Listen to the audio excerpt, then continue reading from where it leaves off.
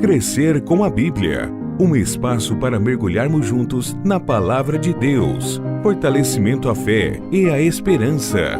Apresentação Padre Luiz Carlos.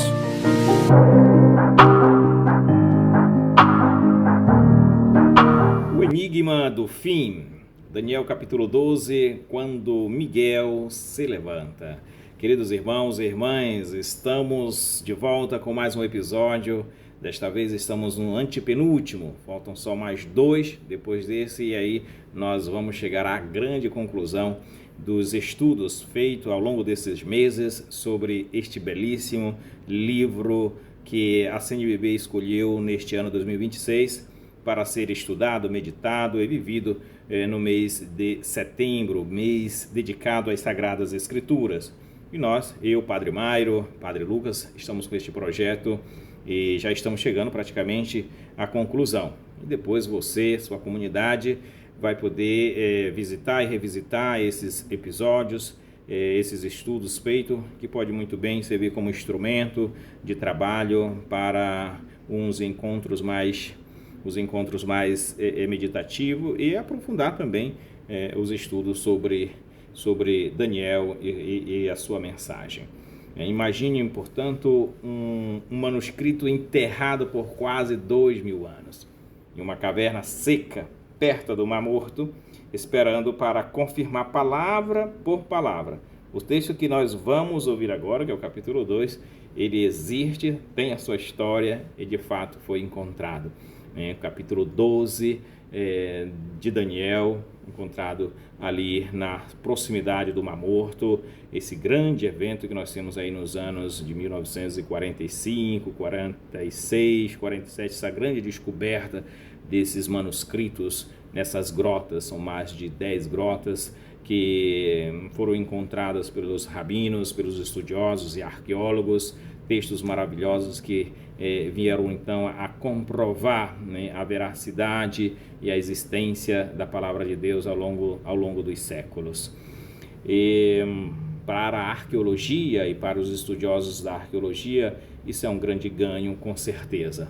Então, nosso texto, capítulo 12, ele tem sim toda uma história por detrás deste livro que hoje nós pegamos nas mãos, mas que um dia teve uma história de composição interessante. Obviamente não vamos entrar em todos os detalhes aqui, mas para dizer que existe uma cópia, um manuscrito de fato deste livro tão belo e tão sagrado.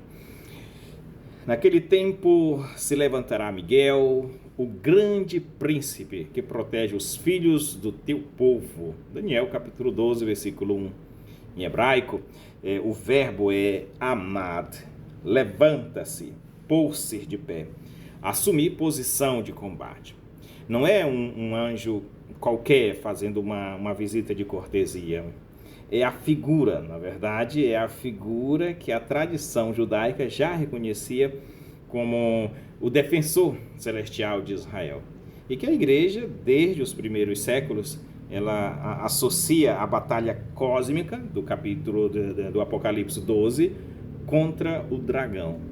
O cardeal Gianfranco Ravasi, já conhecido e citado diversas vezes nos nossos podcasts, ele gostava de lembrar que o livro de Daniel é uma das fontes diretas do Apocalipse de João. E aqui temos a prova, a mesma figura, a mesma tensão entre o poder visível da história, e o poder invisível que a sustenta por trás. Haverá tempo de angústia como nunca houve desde que existem nações até agora. Para os primeiros leitores, essa angústia tinha nome e data, a perseguição de Antíoco. Mas o texto ele extrapola seu próprio tempo. É assim que funciona a apocalíptica judaica. O evento histórico vira figura, símbolo, e abre uma janela para o que ainda há de vir. É uma coisa maravilhosa, estudarmos este livro com esses instrumentos que a literatura nos proporciona, que os estudiosos também trazem como elementos importantes, colocando em evidência. E chegamos assim ao capítulo, ao versículo que muda a história da teologia bíblica, que é o versículo 2. Estamos sempre no capítulo 12, versículo 2. Muitos dos que dormem no pó da terra acordarão, uns para a vida eterna e outros para a vergonha e o horror eterno. Isso é, com toda a força da palavra, o primeiro anúncio claro e inequívoco da ressurreição corporal em todo o Antigo Testamento. Veja que riqueza nós temos no livro de Daniel, né? E é válido, né, a gente sempre fazer essa pergunta: o que esse texto ele representa para um judeu do século II a.C.? Ele representava a esperança concreta para os mártires macabeus, que estavam morrendo, torturados, justamente por se recusar a violar a lei, né? Recusar de respeitar a Torá, a palavra de Deus. Se a fidelidade até a morte não tivesse resposta de Deus, a religião toda desmoronaria. Daniel 12 responde: a morte não tem a última palavra. E o Catecismo da Igreja também vai nos responder no parágrafo 992. Ele vai buscar exatamente esse texto, junto com 2 Macabeus 7, como uma das raízes veterotestamentárias da fé na ressurreição. Santo Agostinho, Santo Tomás também, Santo Tomás de Aquino, na Catena Áurea, que é onde ele faz essa junção de ele vai buscando todos esses pensamentos, essas colaborações de pensamento, de estudos e de meditações dos padres, juntamente no seu livro principal, a Suma Teológica. Ele lê este versículo 2 à luz de João 5:29. Os que fizeram o bem ressuscitarão para a vida, os que fizeram o mal para a condenação, mostrando como Cristo ele retoma literalmente a estrutura de Daniel, capítulo 12.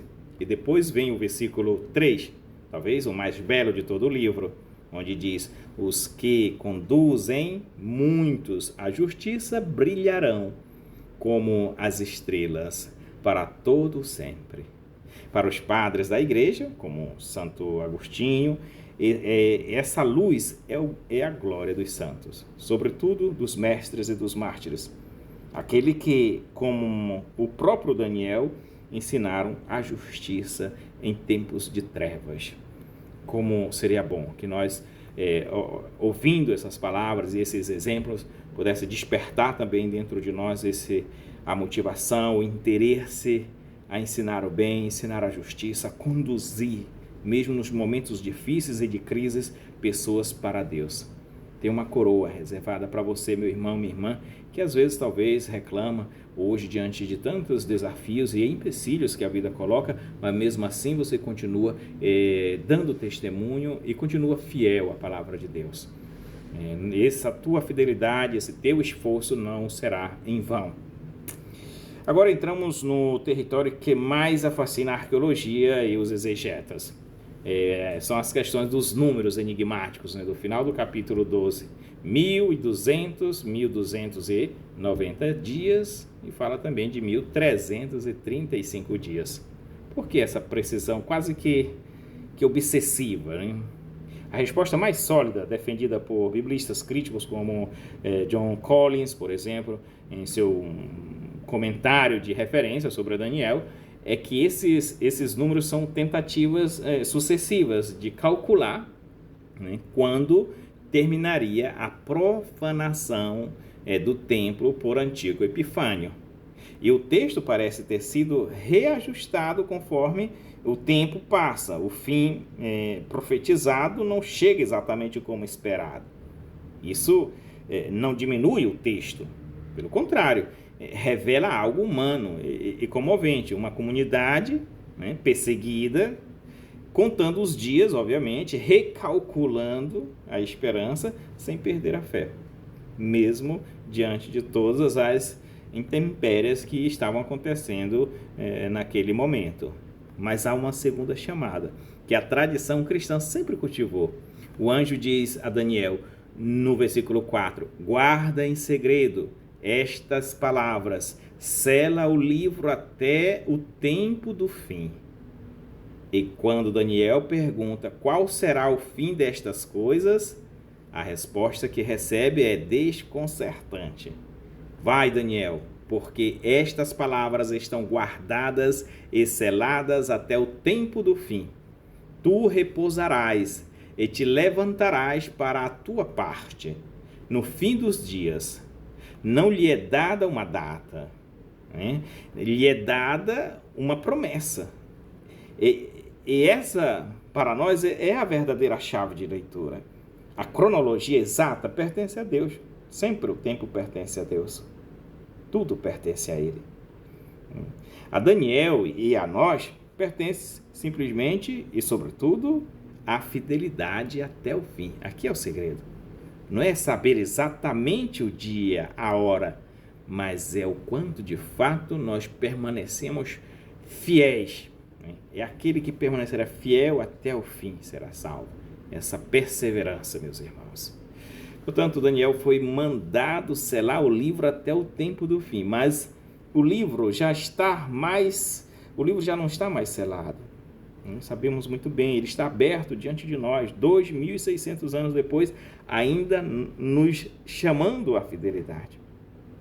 Então, a grande mensagem deste capítulo 12, no meio de tantas outras iniciativas interpretativas, intuições teológicas, é essa fidelidade, mesmo diante, a perseverança e a fidelidade à palavra de Deus, mesmo diante dos problemas, das situações, diante do tempo que parece não ser realizado. Se passaram 2.000 anos, parece que o mundo já foi pensado diversas datas para o fim do mundo, e isso e aquilo, mas na verdade o que está em jogo não é uma questão cronológica, é uma questão realmente teológica, e ela é sustentada dentro da esperança e da fidelidade a Deus, a sua palavra.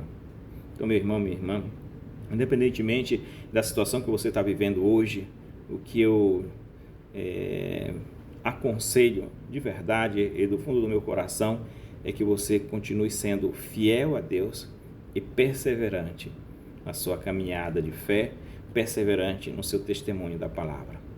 E Deus te honrará com certeza. Deus abençoe você e sua família, e até o próximo podcast. Crescer com a Bíblia, um encontro com a palavra de Deus.